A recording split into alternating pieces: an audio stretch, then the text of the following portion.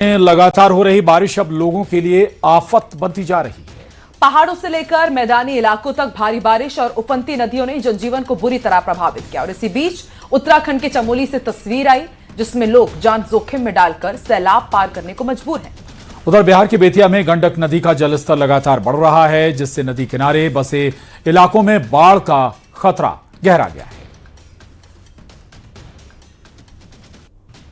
तो ये 5 तस्वीरें आपकी टीवी स्क्रीन पर हिमाचल प्रदेश, बिहार, उत्तराखंड और आप देखिए किस तरीके से यहां पर हर जगह सिर्फ तबाही की ही तस्वीरें हैं। चमोली की भी तस्वीर आप देखिए, लोग किस तरीके से उफनती नदी को पार करने के लिए मजबूर हैं। उत्तरकाशी में भी कुछ जानवर तेज बहाव में फंस गए थे, फिर आपदा विभाग की टीम वहां पर पहुंची और इनका रेस्क्यू किया गया। उत्तराखंड के हरिद्वार में भी आप तस्वीरें देखी, जहां भी आपकी नजर जा रही है सिर्फ पानी ही पानी नजर आ रहा है। उत्तराखंड के हरिद्वार में कई घाट जलमग्न हो चुके हैं। और बारिश हुई तो गर्मी से राहत मिल गई, लेकिन अब भारी बारिश के बाद पहाड़ से मैदान तक बाढ़ जैसे हालात हो गए। कहीं सड़कें धंस रही हैं, कहीं बाढ़ का पानी जिंदगी की रफ्तार रोक रहा है, तो कहीं लोग जान जोखिम में डालकर नदी नाले पार करने को मजबूर हैं। वहीं देश के कई हिस्सों में भारी बारिश के बाद हालात बिगड़ गए हैं। पंजाब से लेकर उत्तराखंड, उत्तर प्रदेश और छत्तीसगढ़ तक बारिश ने प्रशासन और आम लोगों के सामने बड़ी चुनौती खड़ी कर दी। एक रिपोर्ट देखते हैं।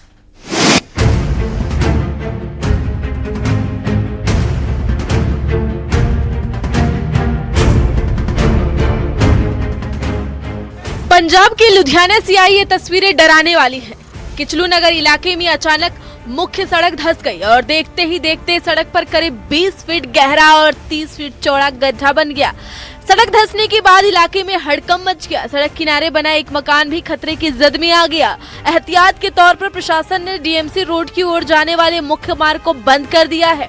वहीं प्रभावित मकान में रहने वाले लोगों को सुरक्षित बाहर निकाल लिया गया है।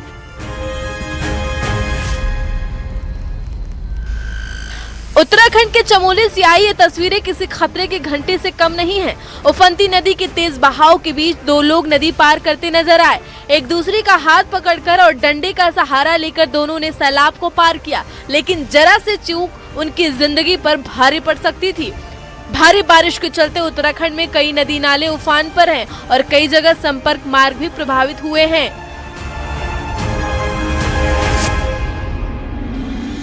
उत्तरकाशी में यमुना नदी के तेज बहाव में कई जानवर फंस गए। पानी का बहाव इतना तेज था कि गाय और बैल बहने लगे। जानकारी मिलते ही बचाव अभियान शुरू किया गया। दमकल विभाग की टीम ने अपनी जान जोखिम में डालकर एक एक करके सभी जानवरों को सुरक्षित बाहर निकाला।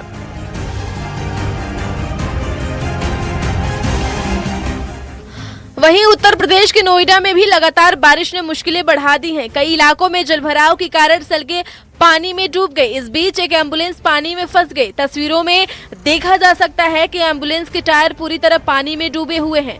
हालात ऐसे थे कि काफी कोशिशों के बाद भी ड्राइवर वाहन को बाहर नहीं निकाल पाया। इस वजह से मरीजों को भी परेशानी का सामना करना पड़ा।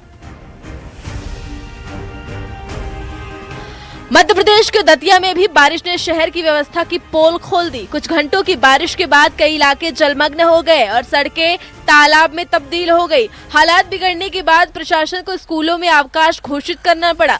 कलेक्टर ने जलभराव वाले इलाकों का निरीक्षण कर अधिकारियों को जरूरी निर्देश दिए हैं। हालांकि स्थानीय लोग अब भी अस्थायी समाधान की मांग कर रहे हैं। गरियाबंद में बारिश के बाद नदी नाले उफान पर हैं। मैनपुर ब्लॉक के बनवापारा में बच्चे जान जोखिम में डालकर स्कूल जाने को मजबूर है। तस्वीरों में साफ देखा जा सकता है कि परिजन बच्चों को तेज बहाव वाले नाले से पार करा रहे हैं। ग्रामीणों का कहना है कि हर साल बारिश के मौसम में करीब 3 महीने तक उन्हें इसी खतरे से गुजरना पड़ता है। उधर पाकिस्तान के खैबर पख्तूनख्वा प्रांत से भी बाढ़ की भयानक तस्वीरें सामने आई है। लोअर चित्रपाल जिले में अचानक आई फ्लैश फ्लड ने भारी तबाही मचाई। पानी का बहाव इतना तेज था कि बड़े बड़े पत्थरों के साथ पुल भी बह गया। कुछ ही सेकेंड में पुल पानी में समा गया और पूरे इलाके में दहशत फैल गई।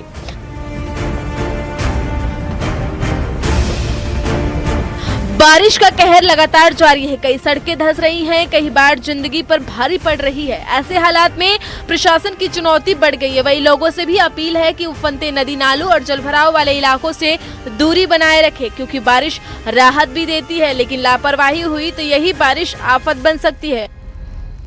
Bureau report, news 18।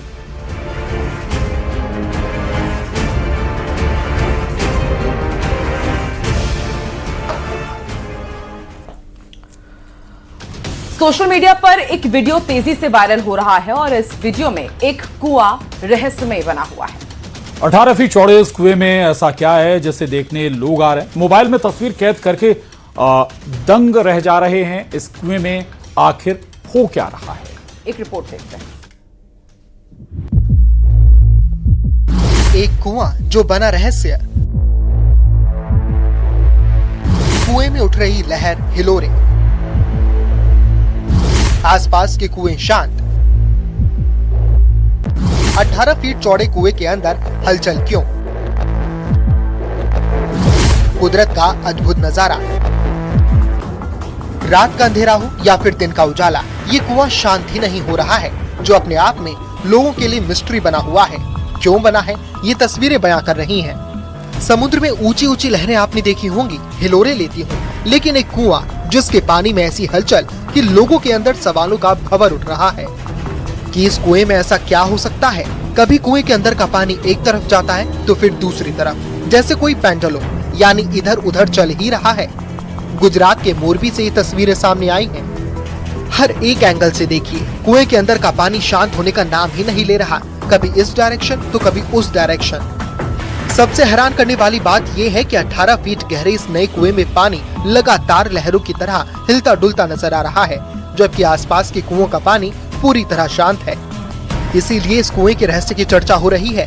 क्यों दूसरे कुएं के पानी में ऐसी हलचल नहीं हो रही, और इस कुएं में ऐसा क्या है? ये कुआं 3 महीने पहले बना है, क्या ये इस रहस्य की वजह है? मामला सामने आते ही जिला कलेक्टर ने जांच के आदेश दे दिए हैं। सवाल है कि गुजरात के विपरदा गांव में आखिर ये हो क्या रहा है। इधर लोगों को जैसे ही इस अनोखे कुएं की खबर लगी तो लोगों की भीड़ जमा होने लगी। कैमरे में इस अनोखी घटना को सब कैद कर रहे हैं, लेकिन सवाल वही है कि आखिर दूसरे कुओं का पानी शांत है तो यही कुआं क्यों इतना बेचैन है, या कहीं पानी लहरें और हिलोरें क्यों उठ रही है।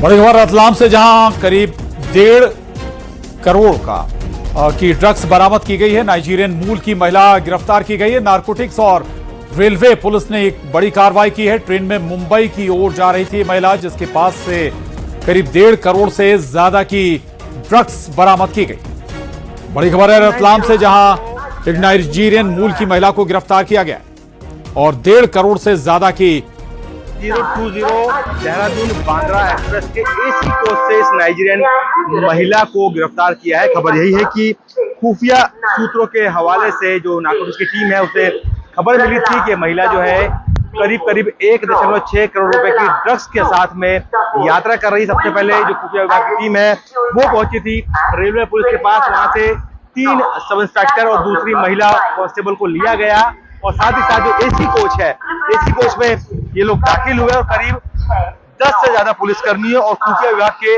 लोगों की मदद से इस नाइजीरियन मूल की महिला को यहाँ पे अरेस्ट किया गया। ये वही 4 नंबर प्लेटफॉर्म है जहां पर इस पूरी कार्रवाई को अंजाम दिया था। तो ये जो ट्रेन है देहरादून एक्सप्रेस 1 घंटा करीब देरी से यहाँ पे पहुंची थी, और इस महिला को लेके जो अधिकारी है खुफिया विभाग के वो सीधे रवाना हो गए। व्हाइट कलर की स्कॉर्पियो थी।